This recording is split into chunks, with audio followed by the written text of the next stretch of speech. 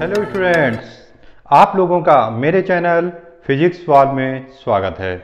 तो आज हम अपनी फिजिक्स वाल पर एनसीईआरटी के चैप्टर 1 के इलेक्ट्रिक फील्ड एंड चार्जेस के क्वेश्चन आंसर सॉल्व करेंगे। An early model for an atom considered it to have a positively charge point nucleus.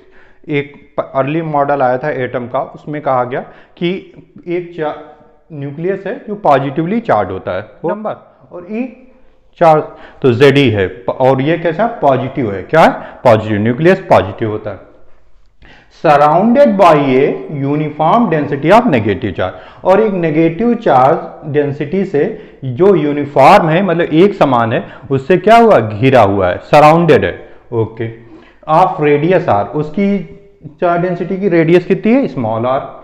Eight the atom is whole neutral, और atom क्या है, वोल neutral, मतलब जितना charge nucleus पर है उतने ही नेगेटिव का चार्ज है इलेक्ट्रॉन्स का। दैट इज ये प्लस Ze है, तो उस नेगेटिव चार्ज क्लाउड का कितना हो जाएगा, माइनस Ze, जिससे प्लस Ze और माइनस Ze मिलके क्या हो जाएंगे, जीरो। मतलब एटम कैसा हो गया, न्यूट्रल। एटम कैसा है हमारा, neutral, atom is neutral. Okay, अब for this model what is electric field at a और distance from the nucleus, nucleus से आर डिस्टेंस पर पता करना है, तो कौन सा यूज करेंगे, गॉस लॉ। याद आया, क्योंकि Gauss law is very much convenient to find the electric field by a symmetrical body. तो ये क्या है, न्यूक्लियस सिमेट्रिकल बॉडी है, तो गॉस लॉ लगाएंगे, एक आउटसाइड पॉइंट मानेंगे, एक इनसाइड पॉइंट मानेंगे। तो पहले हम क्या स्टार्ट करते हैं, आउटसाइड पॉइंट पर, तो हम गॉस लॉ में करते हैं 3 काम। तो पॉइंट मानते हैं जहां पर हमको फील्ड पता करनी है, उसको सराउंडेड करते हुए एक क्या बना देंगे, गॉसियन सरफेस। तो एक गॉसियन सरफेस बन जाएगा, सराउंडेड गॉसियन सरफेस, जो इस पूरे एटम को क्या कर लेगा, इनक्लोज कर लेगा। क्या कर लेगा, इनक्लोज करेगा। जिस पॉइंट पर फील्ड निकालनी है उस पर एक छोटा सा सरफेस एलिमेंट बनाना है। ये क्या हो गया, ds, छोटा सा ds। ओके, फिर क्या करना है, जो इलेक्ट्रिक फील्ड जिसको हमने क्लोज किया बॉडी से, उससे निकलने वाली इलेक्ट्रिक फील्ड लाइन और ds के बीच में एंगल देखना है। तो ds ये हुआ, यदि हम पॉइंट पे, और इसके कारण इलेक्ट्रिक फील्ड भी क्या होगी, रेडली आउटवर्ड होगी। रेडली क्या होगी, आउटवर्ड, मतलब E भी क्या है, आउटवर्ड। तो थीटा क्या हो गया, थीटा क्या हो जाएगा, 0।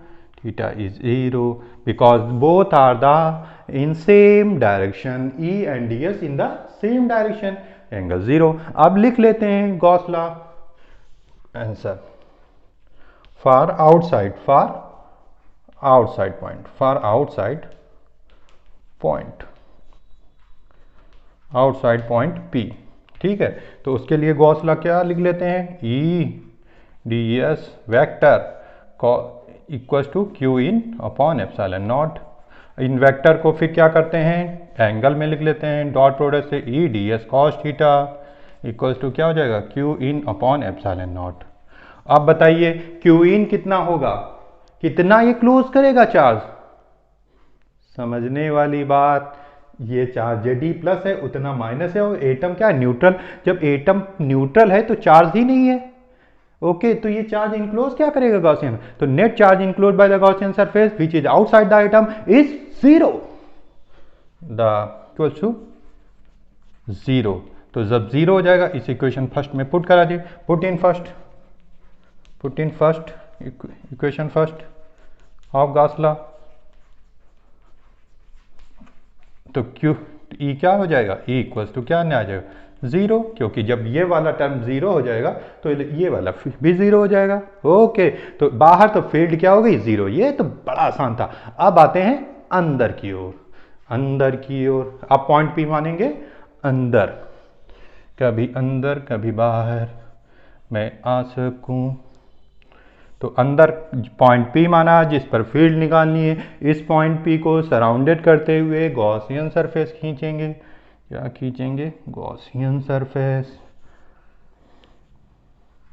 अब उसकी रेडियस मान लेंगे, क्या मान लेंगे, स्मॉल r, क्योंकि कैपिटल R तो रेडियस उसकी है एटम की, तो ये स्मॉल r हो गया। अब क्या लगा लेंगे, जिस पॉइंट P पर माना फील्ड निकालनी है उस पर क्या मान लें हम, छोटा सा सरफेस एलिमेंट, इसको कह देंगे ds। और इसके कारण भी फील्ड क्या होगी उस पर देख लेते हैं, फील्ड भी हमारी क्या होगी E, दैट इज भी इसी अलॉन्ग होगी डायरेक्शन। तो एंगल थीटा कितना हो जाएगा, यहाँ पर भी क्या होगा 0, थीटा इसके लिए भी 0 हो जाएगा। तो लिख लेते हैं क्या हो जाएगा, गॉस लॉ लगा लेंगे, फिर E vector dot ds cos theta equal to Q in upon epsilon nought. इसको चाहें तो फिर इसमें लिख लेते हैं, डॉट को ख़त्म करेंगे, थीटा ले आएंगे, E D S cos theta equals to क्या हो जाएगा, Q in upon epsilon nought. अब ये बताइए थीटा कितना है 0, चाहें तो पुट कर दीजिए, तो क्या हो जाएगा E D S equals to Q in upon epsilon nought. इतना काम तो था बड़ा आसान। अब निकालना है क्यू इन, क्या निकालना, चार्ज इनक्लोज्ड। चार्ज इनक्लोज कितना करेगा, स्मॉल आर रेडियस का। तो आप समझिए क्यू इन, देखिए ये चार्ज कितना कर रहा है, जेडी तो कर ही रहा, न्यूक्लियस को तो उसने बंद ही कर लिया है अपने में, तो इतना जेडी पॉजिटिव चार्ज न्यूक्लियस तो है ही उसके अंदर, लेकिन नेगेटिव चार्ज को पूरा नहीं क्लोज कर पाया क्योंकि आउटसाइड तो है नहीं। तो ये charge JD plus something of the negative charge. Okay, तो क्यू इन क्या लिख सकते हैं, the Q in is charge of nucleus, charge of nucleus plus charge negative charge, negative charge लिख सकते हैं, पहले लिख लें negative charge, negative charge enclose Gaussian surface, enclose Gaussian surface of radius r, Gaussian surface, ये radius क्या है Gaussian surface charge of radius r, of small r radius. Okay, तो ये क्यू इन क्या हो जाएगा, the Q in equals to क्या हो जाएगा, चार्ज प्लस तो चार्ज जेडी है। अब नेगेटिव चार्ज देखिए, नेगेटिव चार्ज क्या है, क्या लिखेंगे, नेगेटिव चार्ज समथिंग है तो क्या लिखेंगे, चार्ज बराबर क्या होता है, वॉल्यूम चार्ज डेंसिटी गुणे उसका वॉल्यूम, जितना हमको चार्ज निकालना हो उसकी चार्ज डेंसिटी से गुणा कर दो, वॉल्यूम से गुणा, तुरंत आ जाएगा। तो क्या हो जाएगा रो, और इसका वॉल्यूम कितना हो जाएगा 4/3 पाई आर क्यूब।